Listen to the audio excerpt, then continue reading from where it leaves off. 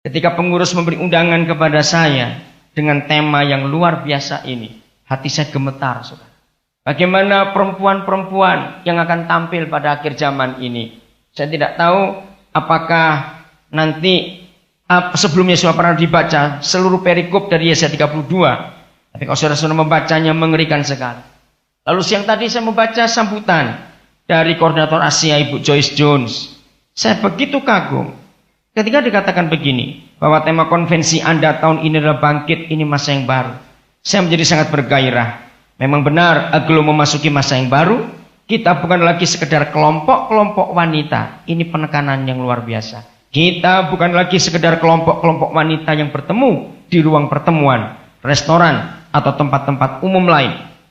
Kita adalah wanita-wanita yang keluar ke jalan-jalan raya dan gang-gang di kota-kota dan lingkungan kita untuk menjangkau jiwa-jiwa yang terhilang bagi kerajaannya. Katakan amin.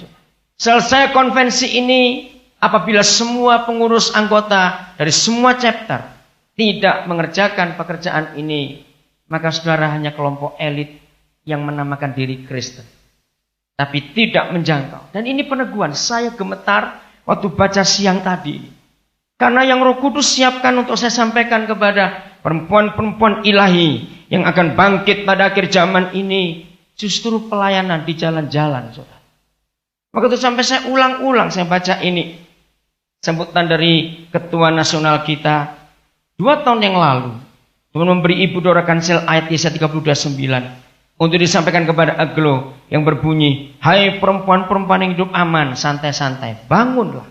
Dengarkanlah suara ku anak-anak perempuan yang hidup tentram, merasa puas diri. Perhatikanlah perkataanku. Tuhan menghendaki agar para wanita Aglo bangkit. Tidak santai-santai dan tidak puas diri karena waktunya sudah singkat.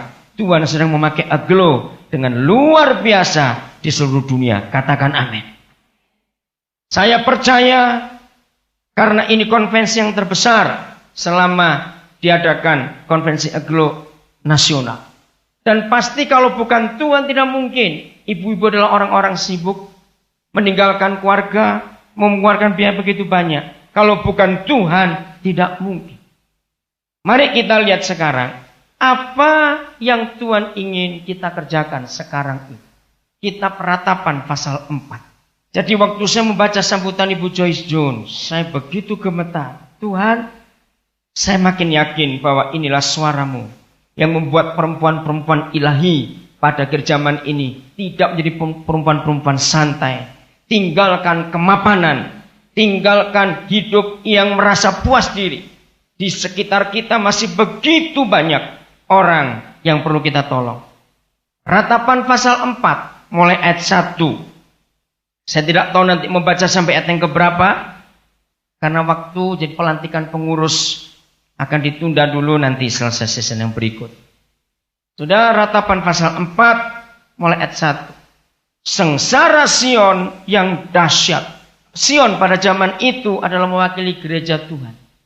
Kenapa sengsara gereja begitu dahsyat? Apa yang menyebabkan kesengsaraan itu? Dengan ratapan yang sangat dalam, Yeremia mengatakan ini, kata menunjukkan ini ratapannya. Sungguh pudar emas itu, emas murni itu berubah. Tidak semua kita ahli meteorologi atau ahli logam metal, tetapi semua kita tahu emas adalah satu-satunya logam yang tidak pernah berubah bentuk, berubah kadar. Makin dipanasi justru dia makin murni. Logam-logam yang lain kalau mereka titik leburnya lebih tinggi, maka dia akan berubah. Nilainya bisa turun, berubah susunan kimiawinya. Emas tidak. Tapi kalau Yeremia meratap bahwa emas murni sudah pudar, sudah berubah, ini sungguh satu hal yang sangat aneh dan janggal sekali. Nanti kita akan lihat siapa emas-emas itu. Yang kedua, batu-batu suci terbuang di pojok tiap jalan. Saudara, kita semuanya tahu secara umum, secara fakta, kalau kita berkata di pojok-pojok tiap jalan, kalau ada anak-anak atau orang-orang duduk, kira-kira mereka mengerjakan yang positif atau yang negatif? Istilah pojok-pojok tiap jalan, coba jawab. Negatif atau positif? Pasti negatif. Nah, siapa emas murni, emas tua? Siapa batu-batu suci itu? Lihat ayat 2. Anak-anak Sion.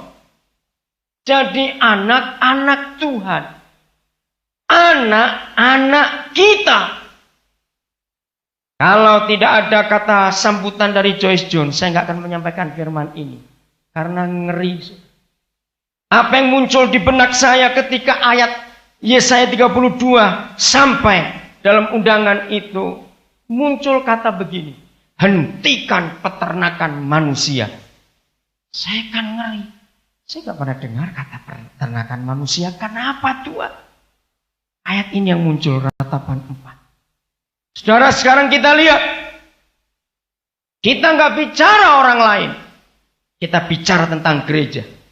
Kita bicara tentang keluarga kita, keluarga Kristen. Maaf kalau ada yang kena ini, jangan tersinggung. Sebab bukan salah saudara. Itu salah gereja di mana saudara beribadah. Berarti gembala-gembala saudara tidak mengembalakan saudara dengan baik.